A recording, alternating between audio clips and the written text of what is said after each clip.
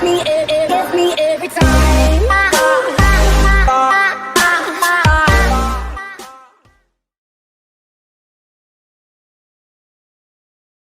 Good morning. My name is Catherine Smith. Can you tell me your name, please? Jake Paul. You can call me Jake if you like. Thank you. Can I see your identification? Absolutely. Here you go. Are you a student or do you have a job? I have a job and I work full-time as a chef in a kitchen. What qualifications did you have to have for your job? Actually need to have any formal qualifications to do the job that I'm doing now. However, I did need to have a lot of experience working different jobs before becoming a chef. So I've done every job that's possibly imaginable. I've been a dishwasher, I've been a sous chef, I've been a cook, and after having worked a significant number of years in each of those jobs, I finally became a chef. Do you meet many people in your job?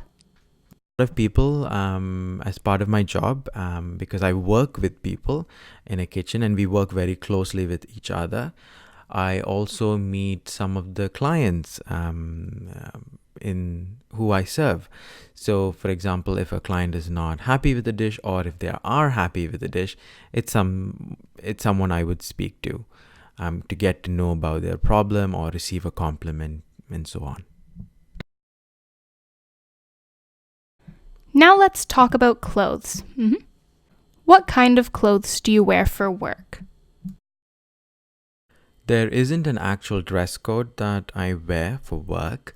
I usually tend to wear casual clothes as I try to be in clothes that I can feel comfortable working in. Do you prefer wearing formal or casual clothes? I would say I prefer wearing casual clothes most of the time. There is also not much need for me to wear formal clothes in my line of work. I prefer to wear casual clothes because I find it easier to work in, and all I have to do is put an apron over my casual clothes and I can start working. Also, the other people who work with me, my colleagues who are in the kitchen, also wear casual clothes. So it also gives a sense of equality among the team and that we're not discriminating in terms of what clothes we wear. Do you like to get clothes as gifts from friends or family? Yeah, I would love to get clothes as gifts from friends and family. Why? I guess if it's my birthday, it's not that I expect them to give me clothes. They usually do tend to give me clothes because I tend to go through them very quickly, or I manage to lose them and also manage to get it dirty from working in the kitchen. Now you will have 1 minute to make notes and 2 minutes to talk about your topic. I want you to talk about a family event you are looking forward to.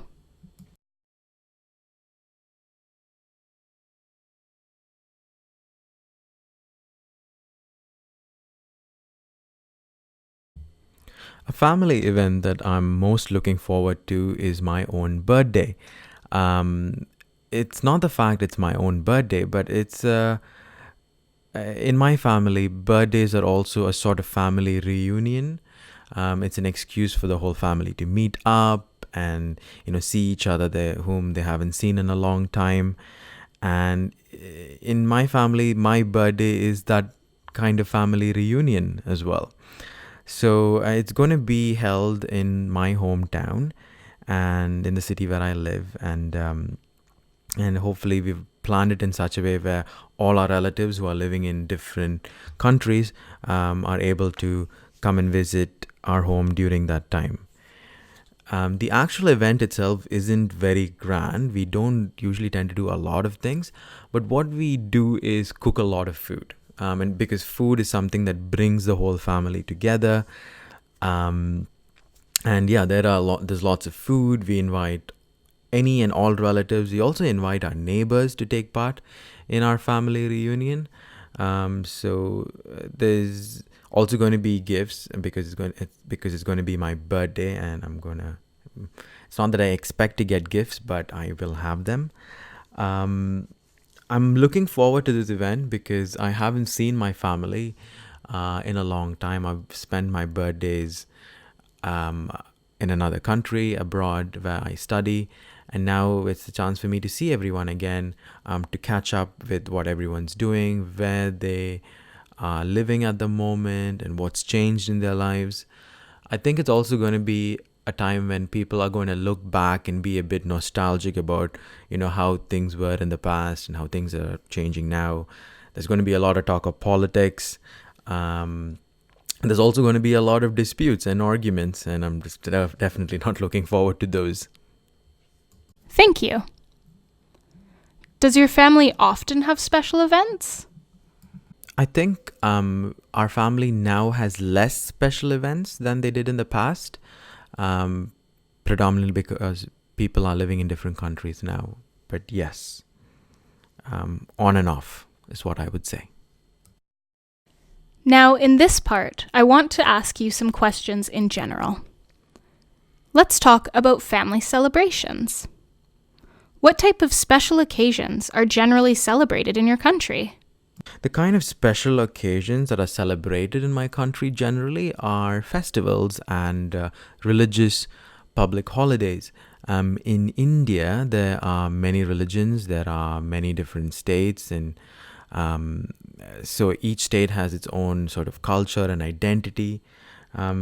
So there's plenty of reason to have festivals and celebrate them. How important is it for families to celebrate occasions together?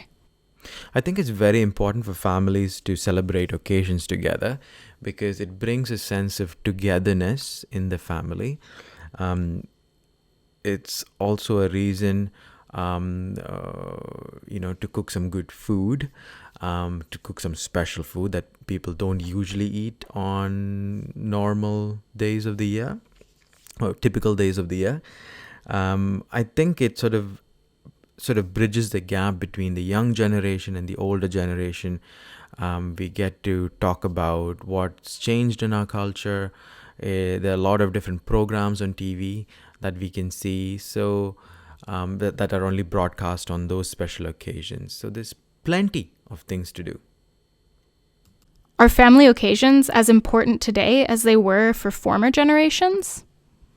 I think family occasions today aren't as important as they were for former generations because with the speed of life and how advanced things are, people don't seem to have time to come together and celebrate these special occasions. People have difficulty in getting holidays from their employers to celebrate them, and people are also preoccupied with a lot of stress in their lives. There's more competition at work. There's more demand for housing, so people are having to work more, to pay off their mortgage, to send their children to a good school, and all this requires money.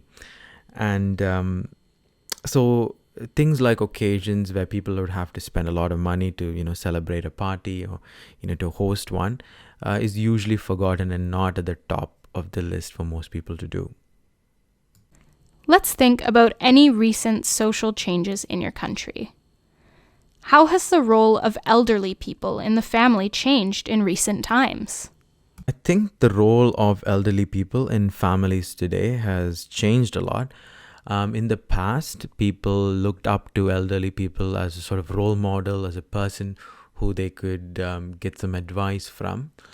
However, today I think that role has sort of changed, though people tend to go to old people for advice, and I think this depends from family to family, so I'm quite generalizing here. In my family, I would ask my grandparents for advice only in the most difficult kinds of situations. Because I have a sense of independency, I want to do things by myself, I am in a position to make my own decisions. So from their point of view, I don't tend to ask them as much as I used to when I was younger. Who has more power and influence in the family today? Young people or grandparents? Well, that depends on the family, and it depends from family to family. In general, I think it also depends on the society we live in. In more Asian societies, the grandparents seem to have the upper hand, and they have more power and influence because they have more experience, they've lived longer, so they can draw from that. However, in more Western societies, I feel like it's more the young people who have more power and influence because they're able to drive change. They are able to think much more independently, and they have to make decisions by themselves. It's not that one culture is bad and the other isn't. It's just that that's how the society works. I don't think one or the other is bad. In the future, what kind of units or groups will people live in, do you think? I think people are going to live in a virtual world. And when I say virtual world, I mean they'll be living in virtual groups, as what's happening now on social media. I don't think this is necessarily good or bad. It has a lot of positives and a lot of negatives. But yes, we're going to be also interacting with people we don't know from different countries. And there's going to be a lot of perspectives. There's going to be a lot of opinions. And in general, it's going to be difficult to arrive at a decision in those groups. But that's where multiculturalism starts. And I think that's the most interesting part of it. The negatives of which are that because of virtual communities, people can pretend to be anyone they want to be. They can say things without having any sort of consequences, as people would have if they had a face-to-face conversation. So yes, in that sense, yep. What impact have modern lifestyles had on neighborhood communities? I think modern lifestyles have had a negative impact on neighborhood communities. People now tend to work longer, have shorter breaks, and tend to spend more time at work. And because of that, they don't seem to balance their time evenly with spending time in the community, doing some volunteering work, and things that used to happen in the past that don't happen now. And because of that, there is a lot of division within communities. People tend to treat each other as strangers. And I think though people seem to live together in a sense, they are actually far apart. And this is going to be a negative development in the future unless things and societies change. Thank you. That's the end of the speaking test.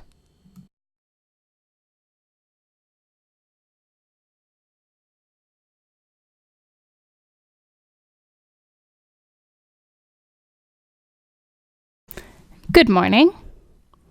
My name is Catherine Smith. Can you tell me your name, please? Thank you. Can I see your identification? Are you a student or do you have a job?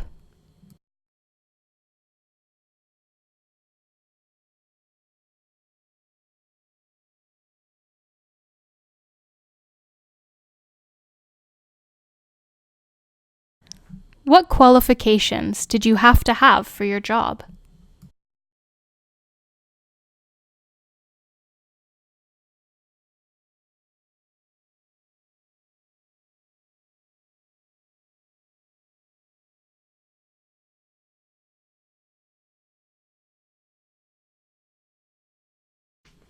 Do you meet many people in your job?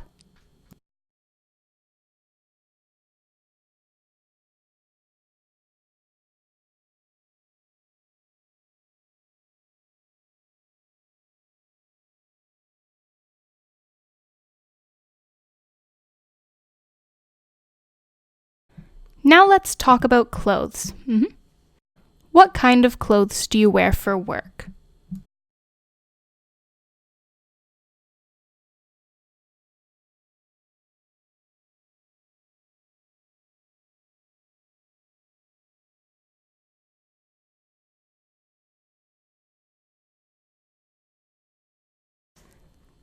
Do you prefer wearing formal or casual clothes?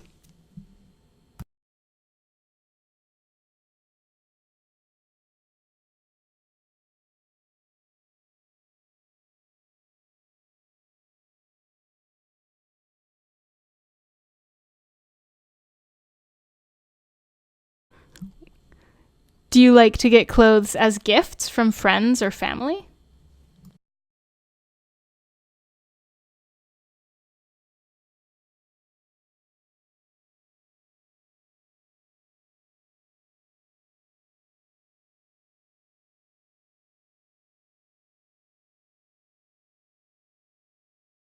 Thank you. Does your family often have special events?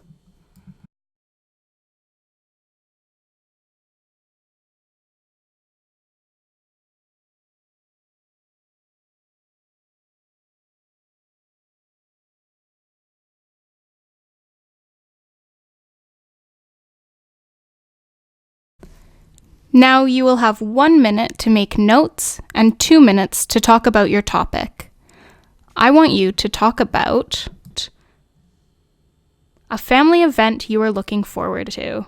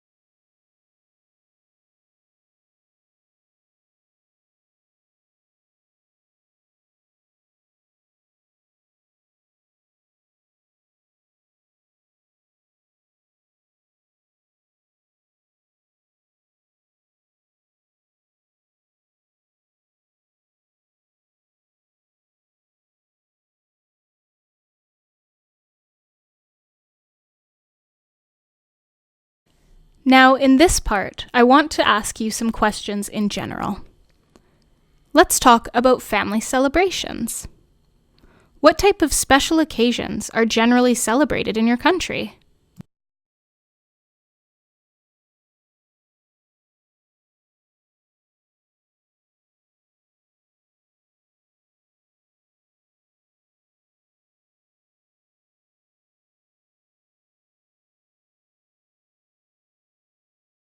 How important is it for families to celebrate occasions together?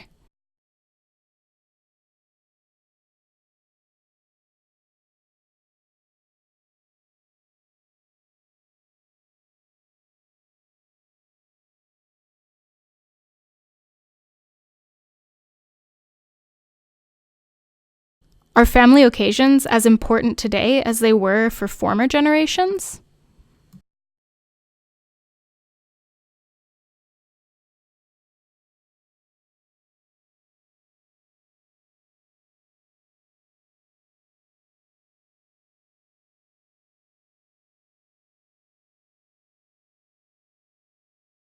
Let's think about any recent social changes in your country. How has the role of elderly people in the family changed in recent times?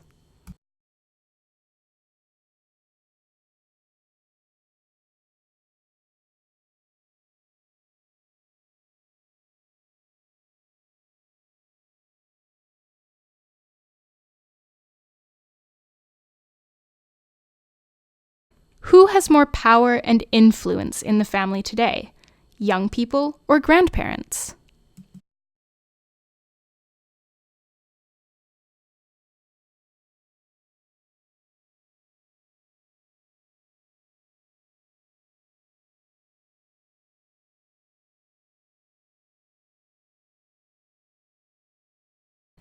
In the future, what kind of units or groups will people live in, do you think?